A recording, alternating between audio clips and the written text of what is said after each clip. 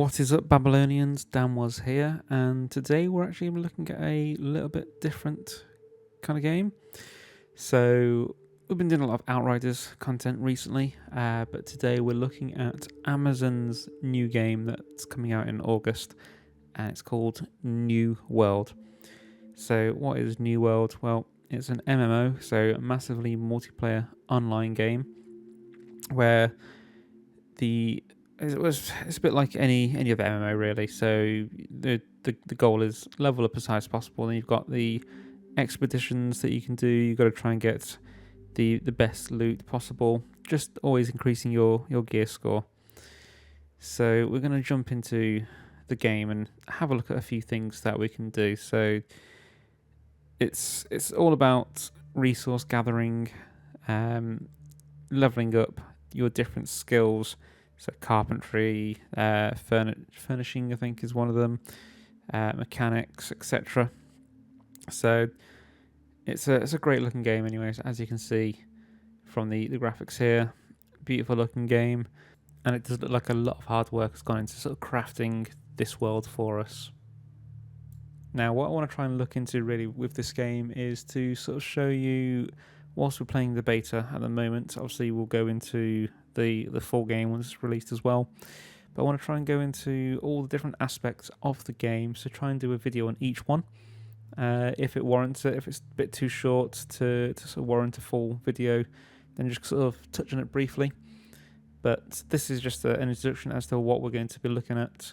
So, as a whole, this game has plenty for you to do in it. So we've got gathering, so that's getting wood from bushes. You can chop trees. You've got the harvesting the crops, so you've got things like hemp that you can harvest for fibres. You've got the berries, the nuts, etc. Fruits, vegetables that will be used for cooking, which is obviously something we'll go into later as well. You've got hunting and skinning animals to get the leather or the hide from them to create leather. Then you've got the mining of ores such as iron, silver, gold. You've then got fishing as well. So with fishing you can obviously catch fish, you can catch things like snails, eels.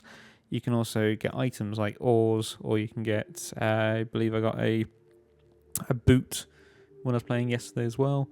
You can get anchors, so from these you get resources when you break them down, such as iron, wood, the leather. Then you've got the combat of the game, so that'll be either say like killing the wolves, killing rabbits, sheep, turkey. So that'll be for your hunting and gathering. But then you also got obviously you become against humans, zombies, skeletons. You've got like abominations, which we may see some of those in a video as well. You've got the corruption as well. Then you've got other things like bison, so more exotic animals as well that you can come up against.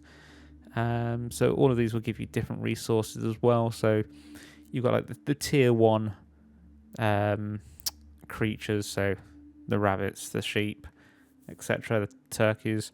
They'll give you some like tier 1 resources that you can gather and create like low-end arrows, low-end armor as well, so cloth armor. But then as you go up, so things like the bison, they will start to give you sort of a higher tier of item drop from them as well. So once you skin them, and then you've got obviously the combat with like the skeletons, zombies, corruption, etc. That's obviously going to increase as well. You're going to get harder difficulty as you move away from the starting towns. And then with this as well, so the way that you can hunt and kill and fight is you've got the use of many different weapons, so be it bows, muskets, you've got like fire staves as well, so you can use fire magic. You got gauntlets for like ice magic, and then you do also have another staff that would be used for healing as well, so that's healing yourself, healing players, healing an area of effect, and buffing players as well. Then you've got your spears, which you can throw with a skill. Then you've got your swords, which can be used as shields. Then you've got the rapiers, which are sort of similar as a sword, but lower damage, but faster attacking. And with that, for example, you could use that to knock people down as well with certain skills. axes and hammers, and who knows, there may be more that do come into the game as well. And then on top of that, you've got the crafting. So the crafting in this game is very slow burner in a way. I think I found that it's actually best to sort of specialize in one area. So if you're playing with a few friends, one of you could sort of specialize in sort of the metalworking, another in the woodworking, creating the leathers, creating the cloth, building weapons. Different weapons need different skills as well. So you've got, I believe it was like mechanical skills as well for creating muskets and fishing rods. And then you've got sort of the forging to create the swords, etc. You've then got like the woodworking to sort of, I guess, create the handles of the weapons as well. So it all sort of combines. So you can use different tier items to make different tier weapons as well. So I believe it's the primary resource that goes into the weapon. So for example, if you used to use iron in an axe, that might come out as like a tier 2 weapon. If you were to then use, I think it's like Fey iron is the tier 3, you then get a tier 3 weapon, and as you go up and up and up, you get a higher tier weapon depending on the resources that you use. You can then obviously get that with the same with like the cloth and the leather as well. Different tier resources for that, and that creates different tier armor for yourself as well.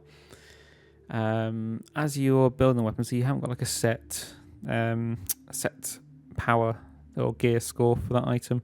So once you create an item, you've got a range that could be, say, like 190 to 240, for example. You could create one item that is the low end of the low. The next one you create could be the high end, or you could get somewhere in between. And with that also, it could be a common or uncommon rare item as well. This does depend on the resources that you use, but there is a chance for everything to be a higher tier than the previous one as well. Now, along with this as well, you've got the player economy. So there are no NPCs in this game that I have found so far that you can buy items from. This is entirely, from what I can see, a player-driven economy. So if you wanted to buy some ammo for your musket, you're going to have to go to the trade stall, and from there you're going to have to buy it off another player who has made that ammo for you. This also comes into play with the towns as well. So the towns come under sort of ownership of different groups, and with that you can actually increase or decrease the taxes of the crafting tax, the taxes on when you're buying and selling, etc. as well.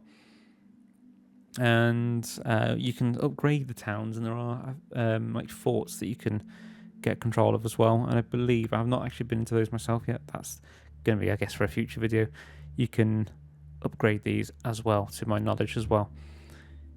You've then got your attributes. So with this, you've got your strength, your dexterity, your intelligence, your focus, and your constitution.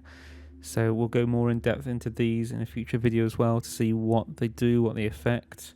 But just as an example, as you can see from the picture here, strength will affect swords, axes, maces, and spears, dexterity, spears, muskets, rapiers, bows, axes, and swords, etc. So we'll go more in depth into that at a later date.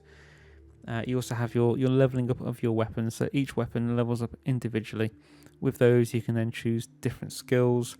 You've got multiple different skill trees that you can go into as well. And then you do have, as we touched on before, the craft skills. So if you want to make a musket, you can make a basic one from the start. So that requires 0 skill in that. If you want to make the next level of musket, you're going to have to level up by crafting different items and get that up to 25. Once you get to 25, obviously it doesn't stop there. You can move on to the next one. So that might be 50, that might be 75, that might be 100. You've just got to keep crafting, and this is where the economy comes in as well. You can craft an item, and you can sell that item. So bullets, for example, will require sort of a mechanical skill set to make. You will then craft those bullets. You might not need all of them yourself, but you can then sell those on, just so you can continue your work as well. You can buy resources to continue, or you can go out and harvest them yourselves. You've then got your gathering skills as well. So these are an interesting one. So as you're gathering materials, so let's say iron ore, or you're hunting rabbits, or you're hunting turkeys, or you're gathering berries, you're gathering hemp, etc. As you level these up, the higher the level, the mini map, or the compass at the top, will actually start showing you where these are. So when you get close to them, they will show up on the map, so you can sort of track them down and find them. So this is really useful. So I hope this has been a useful video for you anyway. So what we're going to do is we're going to jump into creating more videos for you on this, so going in depth into each of these areas that we've just sort of touched on. So I want to show off all of the weapons. I want to show off the leveling up. So as you level up and you're able to spot more items on the map, etc.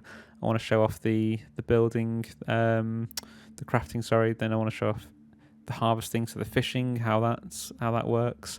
Different items, so different level of axes, so flint, iron, etc. Show what differences they make, what bonuses you can get on them. So fingers crossed you've enjoyed this and you'll enjoy the future content. So hopefully I'll see you again soon. Enjoy.